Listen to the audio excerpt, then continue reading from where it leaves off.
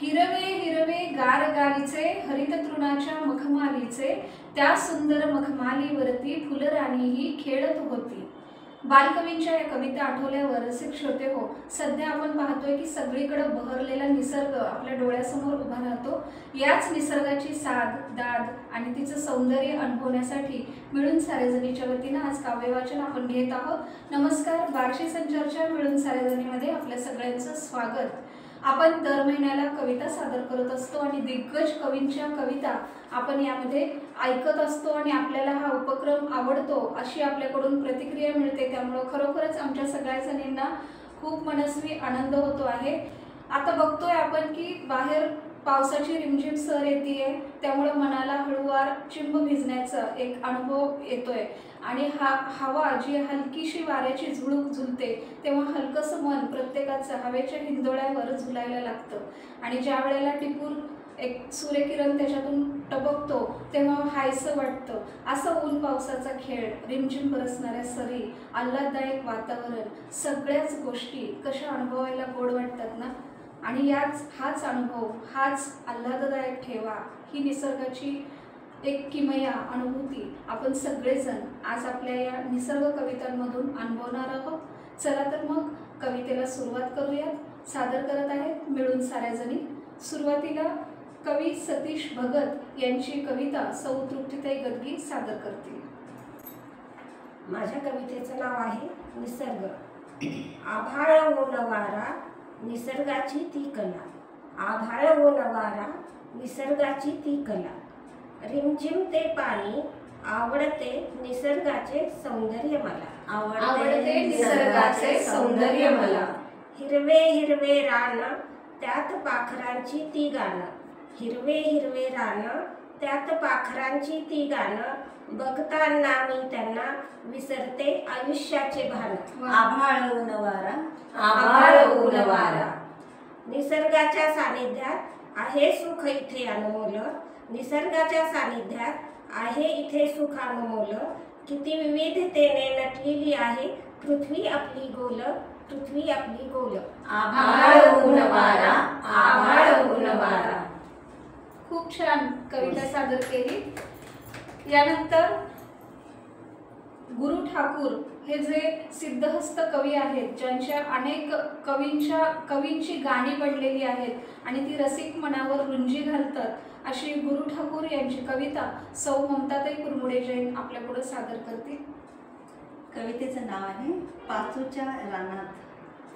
पाचूच्या रानात झिम्माड पाऊस, उन्हाळ अल्लड वारा, नारळी पोफळी शिरल्या आभाळी, वाळूत चांदण चुरा, वाळूत चांदण चुरा, पिवळी पिवळी बिट्ट्यांची कांचोळी नेसल्या डोंगर वाटा, माळून गजरे केसांचे साजिरे सजल्या ग सागर लाटा, इथल्या रानात तसाच मनात झरतो मायेचा झरा, नारळी पोफळी शिरल्या आभाळी, वाळूत चांदण चुरा, वाळूत चांदण चुरा, आंब्याला मोहर बकुळी बहर, कहर चाफा फुले, माडाच्या सांधीला झाडाच्या फांदीला येवला खोपा डुले, बोलतो कोकिळ त्याच्या ग मंजुळ, तोंडाला नाही थारा, नारळी पोफळी शिरल्या आभाळी, वाळूत चांदण चुरा, वाळूत चांदण चुरा, गंधीत धुंदीत सायली चमेली, गंधीत धुंदीत सायली चमेली,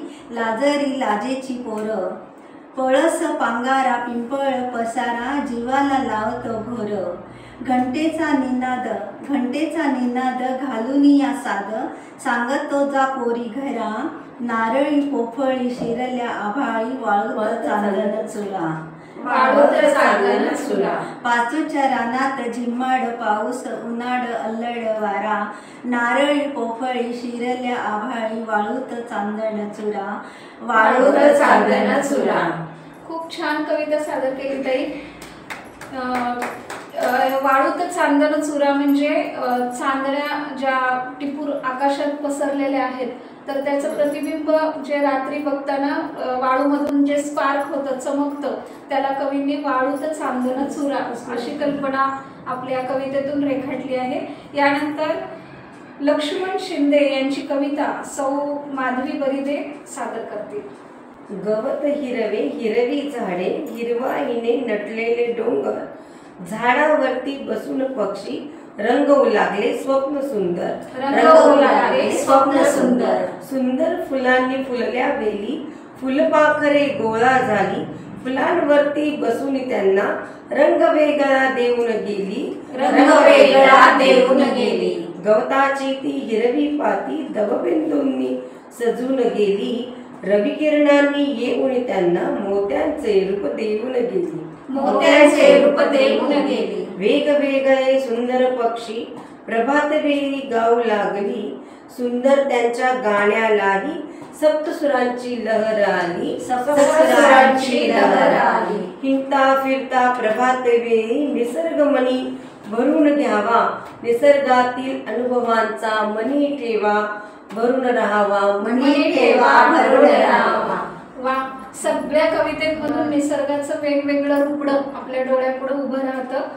आता माझी कविता स्वरचित कविता आहे. कवितेचं शीर्षक आहे भरून आलं आभाळ. भरून आलं आभाळ सारं, दाटून आल्या दाही दिशा. भरून आलं आभाळ सारं, दाटून आल्या दाही दिशा. ओथंबून वाहण्याची जणू त्यांची मनीषा, जणू त्यांची मनीषा. हवेच्या हलक्या झुल्यावरती डोलती कोरडी पाने. हवेच्या हलक्या झुल्यावरती डोलती कोरडी पाने. क्षणात चिंब होण्याची देती जणू आवतने, देती जणू आवतने. आतुरतेने ज्याची वाट पाहावी त्याचे झाले आगमन. आतुरतेने ज्याची वाट पाहावी त्याचे झाले आगमन. थेंब थेंब बरसतोय मोती होऊन अवनीशी त्याचे आलिंगन, अवनीशी त्याचे आलिंगन. ज्याची पाहावी वाट आतुरतेने त्याचे झाले आगमन. ज्याची ज्याची पाहावी वाट आतुरतेने त्याचे झाले आगमन. अशा या पावसाच्या बरसणाऱ्या सरी, फुलणारा निसर्ग, दरवळणारा सुगंध, झुळझुळ वाहणारा हवा वारा, सगळ्या गोष्टी कशा आल्हाददायक वाटतात नाही. हा सगळा निसर्गाचा अनमोल ठेवा अनुभवण्यासाठी रसिक हो नक्कीच आपल्या या दिग्गज कवींनी त्यांच्या कवितेंमधून एक ठेवा आपल्यासाठी समृद्ध केलेला आहे. आणि प्रत्येकालाच निसर्गाच्या सानिध्यात जाण्याचा हव्यास असतो. आणि अशा या कवितांमधून कुठेतरी मनाच्या कोपऱ्यामध्ये एक छोटंसं उल्हासाचं रोपटं फुलायला लागतं, बहरायला लागतं आणि प्रत्येकाला हवं हवंसं वाटतं. हा एक अद्भुत अनुभव. कसा वाटला आमचा हा कार्यक्रम, आमच्या या कविता नक्कीच कळवा. आणि आपल्या या बार्शी संचार चॅनलला सबस्क्राईब करा, म्हणजे आपण अपलोड केलेले व्हिडिओ आपल्या मोबाईल फोनवर सूचना देतील आणि आमच्या मिळून साऱ्या जणीचे वेगवेगळे उपक्रम, वेगवेगळे व्हिडिओ आपल्याला पाहता येतील. पुन्हा भेटूयात पुढच्या कार्यक्रमामध्ये. तोपर्यंत धन्यवाद.